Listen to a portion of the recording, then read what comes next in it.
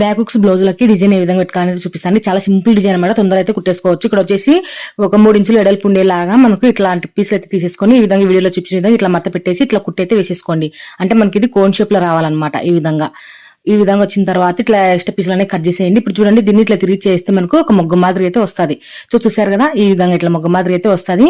ఈ విధంగా మనము ఇట్లా మొత్తం అయితే కుట్టి పెట్టేసుకోండి. కొన్ని పీసులు అనేవి కట్ చేసుకొని మనకు డిజైన్ కావాలి కదా ఎక్కువ, సో వల్ల మనం ఇట్లాంటి మొత్తం ఇట్లా కుట్టేసుకుని ఇట్లా తిరిగి చేసుకోవాలన్నమాట. ఈ మొత్తం అయితే నేను తిరిగి చేసుకున్నాను.